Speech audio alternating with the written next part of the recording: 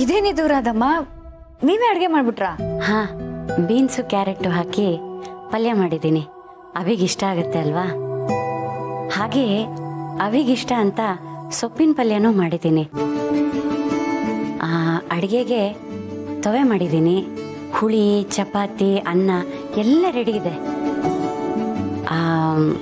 ಮಾಧವ ಅವರಿಗೆ ಬೆಂಡೆಕಾಯಿ ಗೊಜ್ಜು ಅಂದರೆ ಇಷ್ಟ ಅಲ್ವಾ? ಅದನ್ನು ಮಾಡಿದ್ದೀನಿ.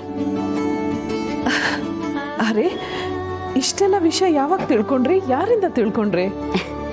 ಹೀಗೆ ಮನೆಯವ್ರ ಹತ್ರ ಮಾತಾಡ್ತಾ ಇರ್ತೀನಲ್ವಾ, ಅವಾಗ ಗೊತ್ತಾಯ್ತು.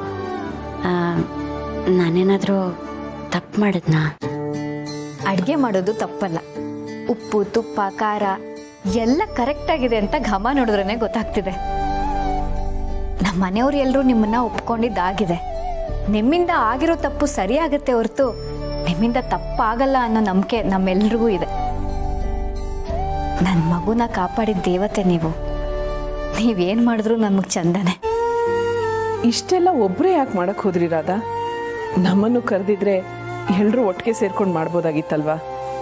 ಒಬ್ರಿಗೆ ಇಷ್ಟೆಲ್ಲ ಮಾಡೋದು ಅಂದ್ರೆ ಕಷ್ಟ ಆಗಲ್ವಾ? ಅಯ್ಯೋ, ನನಗೇನು ಕಷ್ಟ ಆಗಲಿಲ್ಲ. ಅದರಲ್ಲೂ ಮನೆಯವರಿಗೆ, ಮಕ್ಕಳಿಗೆ ಎಲ್ಲ ಅಡುಗೆ ಮಾಡಿ ಹಾಕೋದು ಅಂದರೆ ನಂಗೆ ತುಂಬ ಇಷ್ಟ. ನೋಡಿ, ನನಗೆ ಒಂದು ಸ್ವಲ್ಪನೂ ಆಯಾಸನೇ ಆಗಿಲ್ಲ. ಅಯ್ಯೋ, ಒಂದು ಮರ್ತೇ ಬಿಟ್ಟಿದ್ದೆ. ಮಾಧವ ಅವರಿಗೆ ಪುಳಿಯೋಗರೆ ಅಂದರೆ ತುಂಬ ಇಷ್ಟ ಅಲ್ವಾ? ಅದನ್ನು ಮಾಡಿಬಿಡ್ತೀನಿ.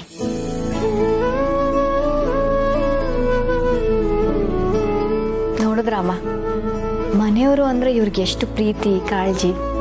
ಇನ್ನು ಇವ್ರ ಸ್ವಂತ ಮನೆಯವರೇ ಸಿಕ್ಬಿಟ್ರೆ ಇನ್ನೆಷ್ಟು ಪ್ರೀತಿಸ್ಬೋದು. ಹೌದು ಪೂರ್ಣಿ, ನಾನು ಆ ದಿನಕ್ಕೋಸ್ಕರನೇ ಕಾಯ್ತಾ ಇದ್ದೀನಿ.